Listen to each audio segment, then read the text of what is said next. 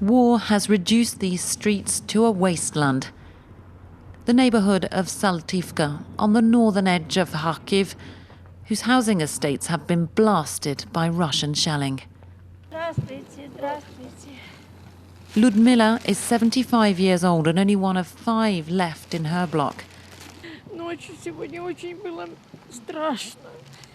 И сегодня целый день.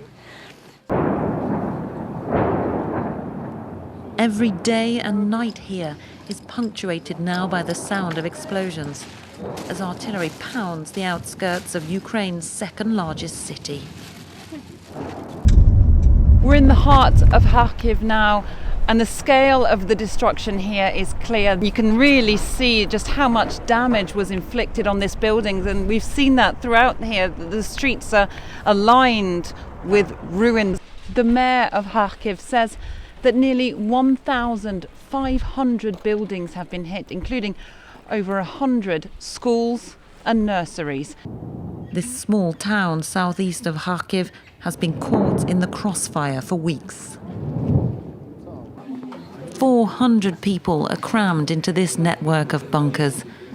Most have been living here non-stop since the first days of the war.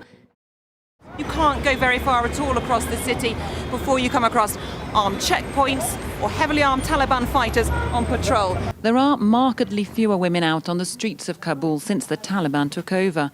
And locals tell us more are again wearing burqas or chadri if they do venture out. And the first day when Taliban came in Kabul, really I can't breathe. I couldn't breathe. All study, my all background, now it's like a grave. An hour's drive west of Kandahar. Every week opium farmers come to sell their harvest.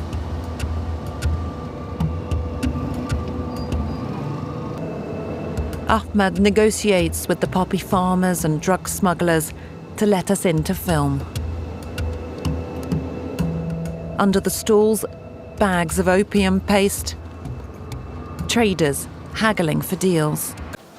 In a slum on the outskirts of Kabul, nearly 800 families live crammed in crumbling shelters, eking out an existence. As Afghanistan has slumped further into poverty, some here are taking heart-wrenching measures to survive. Fatima had to sell one of her 3 young children.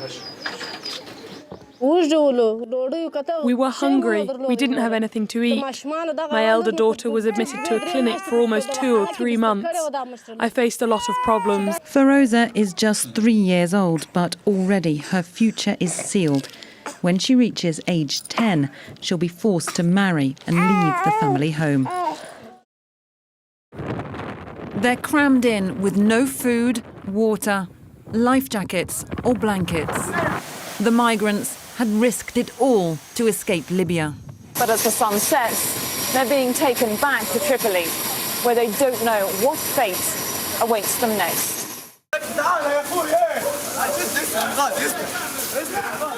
We're told migrants here often throw themselves back into the water to try and escape.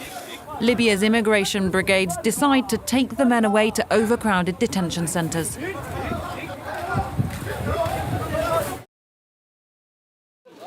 Another victim carried from the wreckage of a flattened home.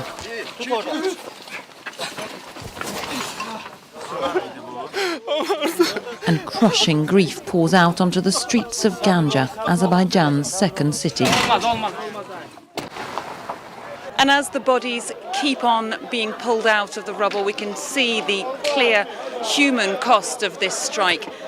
Huge questions are going to come in the coming hours and days about the diplomatic costs as well. We've come to northeastern Nigeria, the birthplace of Boko Haram. It still has terror cells throughout this region and carries out frequent suicide bomb attacks. Ever since the huge fire ripped through Notre Dame, this ancient cathedral has been turned into a giant building site. Inside Notre Dame, the extent of the damage really becomes clear. You can see on the floor here behind me, that's from where the spire of the cathedral collapsed, fell through the roof and hit the floor on that fateful night. These were the most intense clashes between yellow vest protesters and police for several weeks. There were tense standoffs along the Champs-Élysées Avenue here. These clashes show there is still an anger simmering in France. There have been a lot of riot police deployed on the streets today, 3,600 around the edges of the Champs-Élysées area, which has been a target of protesters. I'm going to step aside and just show you some of the scene at the moment. There's a fire burning there inside the Jardin des Tuileries, and there have been protesters throwing rocks at police, the police firing tear gas back.